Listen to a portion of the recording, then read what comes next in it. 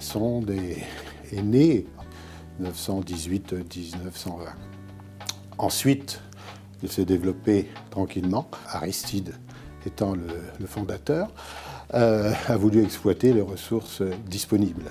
Les haricots, les petites fèves, la pomme, donc le jus de pomme, également le maïs. À cette époque-là, il y a eu le désir de se développer, de conquérir des marchés. Donc l'envol s'est fait beaucoup plus par ce qu'on appelle les marques privées, c'est-à-dire que les marques maison des grands distributeurs comme Stonberg, comme Dominion, qui ont donné et exigé une certaine rigueur de leurs fournisseurs, ce qui les a motivés à améliorer leurs produits et petit à petit à industrialiser l'ensemble. Par la suite, il y a eu le désir de développer ses propres marques et la volonté de faire différemment. Alors faire différemment, eh bien, c'est essayer d'innover. Alors l'innovation s'est fait par d'abord travail sur la qualité, l'amélioration des rendements, l'amélioration industrielle, et puis également une tentative de politique de marque pour essayer de vraiment connaître et de développer le produit. En faisant des transferts technologiques et en faisant l'acquisition de nouvelles technologies, on a réussi à se différencier avec des contenants en carton, avec des emballages en plastique qui remplaçaient des emballages verts, etc., etc. Ce qui nous a amené dans une autre dimension qui est celle du contrôle de notre marque. Ceci nous amène donc au début des années 80. Alors pourquoi nous nous sommes implantés à l'international? Pourquoi nous avons investi à l'international?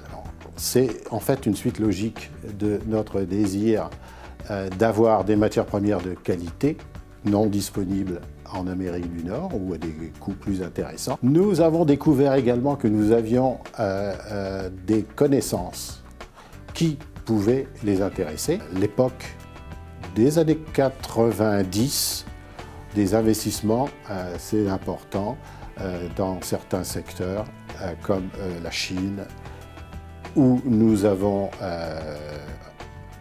implanté notre marque, qui existe toujours, même si nous sommes retirés du point de vue industriel, et où nous avons eu des années tout à fait intéressantes avant les années 2000.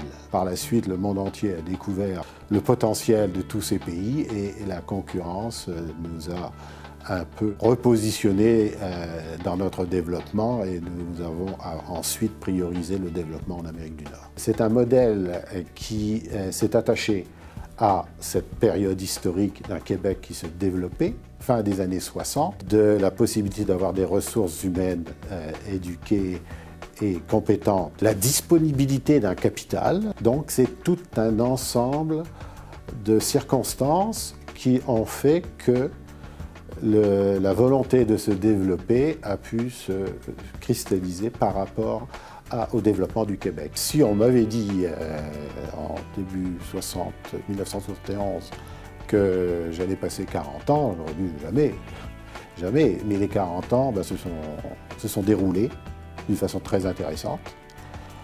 Événement après événement après événement. En fait, on a été assez passionnés, comme beaucoup de mes collègues, beaucoup passionnés par toute cette aventure. Et puis les années passent.